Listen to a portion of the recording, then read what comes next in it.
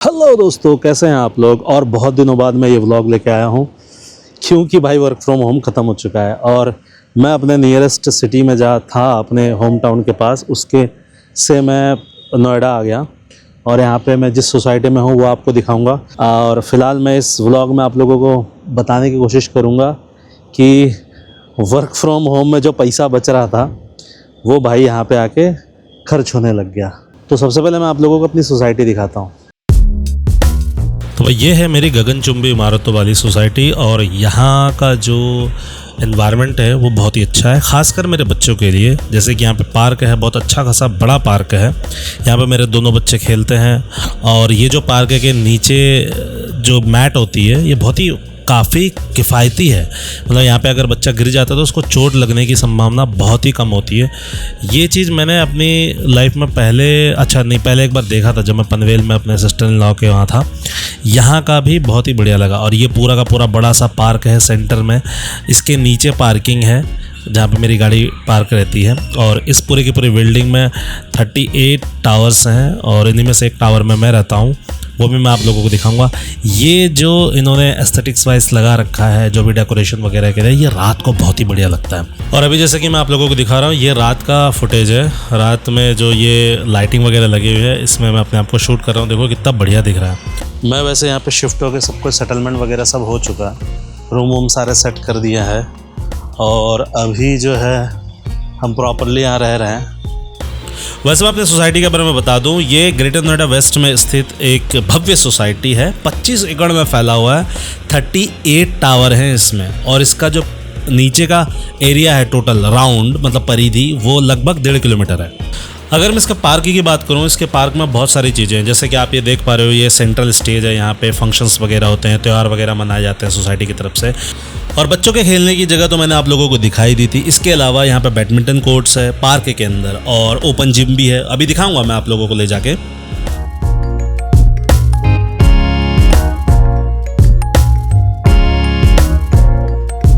Guys ये इस society का ओपन जिम है और यहाँ पे बहुत भीड़ रहती है शाम को। मैंने दोपहर का टाइम इसलिए चूज़ किया ताकि मैं आप लोगों को अच्छे से दिखा पाऊँ।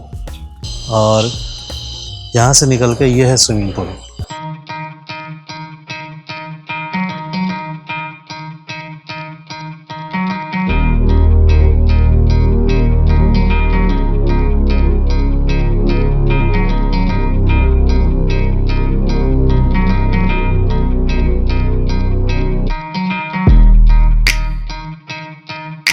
तो चलिए अब मैं आप लोगों को दिखाता हूँ इस सोसाइटी का क्लब हाउस।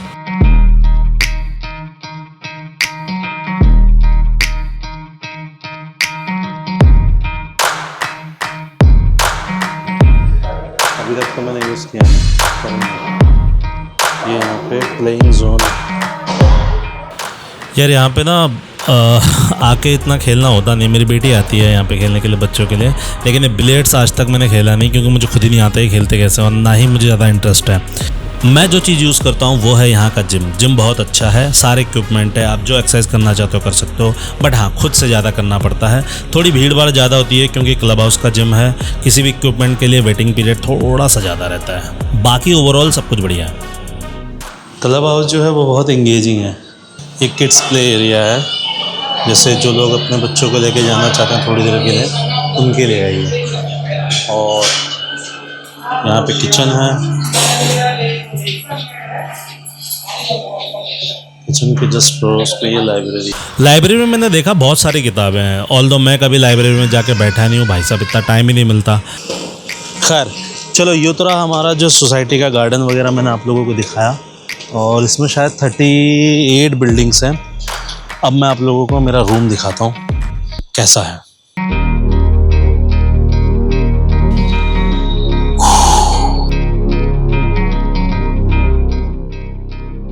ये थोड़ा सा इन्होंने इसीलिए करके रखा है सो दैट कि ये ख़राब ना हो। नोएडा में ज़्यादातर जितने भी सोसाइटीज़ होती हैं उनकी बिल्डिंगों में एक कंप्लेन होती है कि लिफ्ट का वेटिंग टाइम रहता है रश आवर्स में, बट यहाँ ऐसा नहीं है लकीली, क्योंकि इस बिल्डिंग में बहुत सारे फ्लैट जो हैं खाली हैं, तो हमें इजीली लिफ्ट मिल जाती है। तो भाई दिखाता हूँ मैं अपना रूम अंदर से। ये है अपना 3 BHK और लगा देता हूँ ये।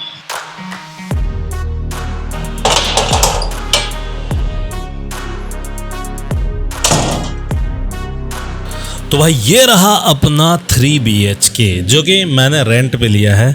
यहाँ पे सारी चीज़ें हमने सजा दी। मेरे पिछले रूम वाले वीडियो में आप लोगों ने देखा होगा जहाँ मैं अपने होम टाउन में था, तो यहाँ पे सारी चीज़ें सुसज्जित तरीके से सजा दी है। इसका जो कारपेट एरिया है इस पूरे के पूरे 3 BHK का वो है 1385 स्क्वायर फीट। और इस पूरे के पूरे जो फ्लैट की सबसे बड़ी USP है वो है यहाँ की बालकनीज़, क्योंकि 19th फ्लोर पे हैं और ग्रेटर नोएडा पे जो व्यू है वो बहुत ही लाजवाब दिखता है। मैंने जाली से लगाई क्योंकि मेरे छोटे बच्चे हैं, सेफ्टी प्रिकॉशंस, क्योंकि नोएडा में आप बहुत सारी घटनाएं वैसे भी न्यूज़ में सुनते होंगे। ये देखो व्यू, मतलब इतना लाजवाब लगता है ना। मैं जैसे ही पहली बार देखने आया मैं ये व्यू देख के एकदम कायल हो गया। मैंने कहा नहीं यार कोई बात नहीं, पैसे थोड़े जा रहे हैं बट लाइफ है एक्सपीरियंस लेने का, तो लिया। यहाँ पे बैठ के चाय वगैरह पीने का अलग ही आनंद मिलता है। और कई लोग मुझे बोल रहे हैं कि यार तूने जो इसका जो व्यू है वो मार दिया ये जाली लगा के, बट व्यू से ज़्यादा इम्पोर्टेंट सेफ्टी है भाई। और इस बालकनी से रात का नज़ारा कैसा दिखता है वो भी मैं आप लोगों को दिखाई देता हूँ। ये देखो बहुत ही लाजवाब भाई। ये पहला रूम है जो कि फ़िलहाल हमने भी स्टोर रूम बना रखा है। बच्चों के खिलौने वगैरह वो यहाँ पे हैं। पूजा का घर भी हमने यहीं पे बनाया है छोटा सा। और ये भी मैंने एक सिगड़ी ली है। ये है ड्रेसिंग टेबल। इसके बाद मैं आपको किचन दिखाता हूँ। किचन से पहले पिछले रूम पे भी हमने ये एक डाइनिंग टेबल खरीदी थी। वो ये है मेरी बेटी के स्केट के लिए हेलमेट, यहीं पे रख दिया उसने। तो ये रहा हमारा किचन। किचन जो है काफ़ी ठीक है, ठीक ठाक साइज़ है। ऑल्दो पिछले वाले रूम की तुलना में इतना तो बड़ा नहीं बोलूँगा, बट इन्होंने बढ़िया से कबर्ड वगैरह बना के दिए हैं। लेकिन कबर्ड पे थोड़ा सा ना स्पेस कम लगता है क्योंकि सामान बहुत ज़्यादा है बच्चों के खाने पीने का, खुद के खाने पीने का। चिमनी इन्होंने लगवा के दी, RO इन्होंने लगवाया नहीं। IGL का कनेक्शन जो PNG गैस का कनेक्शन वो भी हमको मिला। और यार इस रूम पे आके ना हमें एक रिक्वायरमेंट महसूस हुई, वो है डिश वॉशर की। इससे पहले मेरे को कभी महसूस नहीं हुआ, तो मैंने ख़रीदा डिश वॉशर बॉश का 15 प्लेस सीरीज 6 का। और ये लाजवाब चीज़ है भाई, इसकी जितनी तारीफ़ की जाए उतनी कम है। बर्तन एकदम चमकते हुए गर्मा गर्म निकलते हैं। और अगर आपका बजट है ना तो आप इस चीज़ को ख़रीद लो।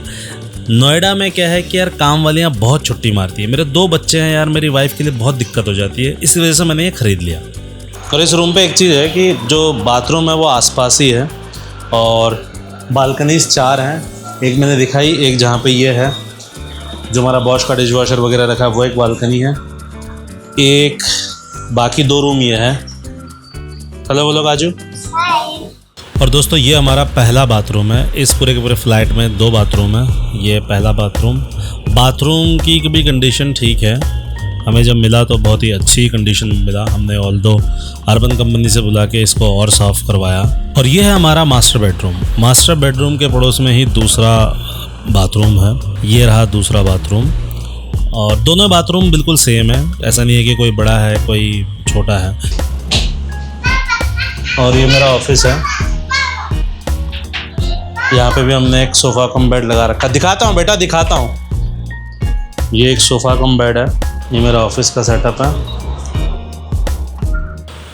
और मेरा जहाँ पे ऑफिस का सेटअप है उसी वाले रूम के पड़ोस में ही तीसरी बालकनी है जहाँ पे अभी शौर्य और उसकी नानी खेल रहे हैं। चौथी बालकनी मास्टर बेडरूम के पड़ोस में है। और इस बालकनी में अभी हमारा गीज़र रखा हुआ है। जब हम शिफ्ट किए थे तो वो पैक ही है क्योंकि अभी गीज़र की ज़रूरत नहीं है। सारी की सारी बालकनी मैंने जाली से पैक करवा दिया बिकॉज़ छोटे बच्चे हैं घर पे और बच्चों का कोई भरोसा नहीं है और दुर्घटनाएं हम अक्सर सुनते रहते हैं। हाँ भाई, काजू का स्केट देख लेते हैं। काजू ने अभी भी स्केट चलाना सीखा है। दिखाओ। तो घर इतना बड़ा है कि मेरी बेटी जो है स्केट चला पा रही है। यहाँ पे आके भी 2-3 फर्नीचर हमने ख़रीदा है। ये हमने यहीं पे एक मार्केट है, फर्नीचर मार्केट, वहाँ से ख़रीदा है। ये वाला भी जो टी टेबल है। जो पर्दे हैं, पर्दे हम लोगों ने पुराने वाले ही यूज़ किए हैं जो पिछले रूम पे था हमारा। बट मेरी वाइफ ने एक थोड़ा सा अपना अलग कलाकारी किया क्योंकि यहाँ पे धूप बहुत ज़्यादा आती है, तो उसने ये डिज़ाइन वाले पर्दे लेके आई। और ये नेट हमने लगाया है एक्चुअली क्योंकि जब हमने ये रूम लिया तो उस टाइम पे मच्छर जाली नहीं थी, तो इस वजह से हमने ये लगाया। ये रेडीमेड है। ये मीशो से मंगाया हुआ है। इस फ्लैट में जितने भी बेडरूम हैं उन सारे बेडरूम में एक अलमीरा ज़रूर है, रैक वगैरह सब कुछ प्रॉपर है, उसके अंदर स्पेस भी अच्छा खासा है। लेकिन जो मास्टर बेडरूम का अलमीरा है वो सबसे बड़ा है और उसकी भी क्वालिटी मेरे को ठीक ठाक लगी और उसका स्पेस कुछ ज़्यादा ही बड़ा था।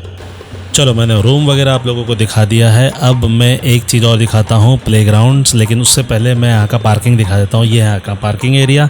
ऐसे ही यहाँ पे 2 फ्लोर्स हैं पार्किंग के। अभी काजू तैयार हो रही है स्केट वगैरह पहनने के लिए और उसकी सेफ्टी वगैरह की सारी चीज़ें मैं पैक बुक करवा के उसको प्रैक्टिस करवाऊँगा। उसे प्रैक्टिस करने दीजिए। मीनवाइल आप लोग ये बताइए कि आपको कैसा लगा ये वीडियो। अगर पसंद आया तो प्लीज़ चैनल को सब्सक्राइब करना ना भूलें। अब से वीडियो रेगुलर लाने के प्रयास करूँगा क्योंकि बाकी जो चीज़ें थी वो सब निपट गई हैं ऑलमोस्ट। तो चलिए मिलते हैं अगले वीडियो में, तब तक के लिए गुड नाइट।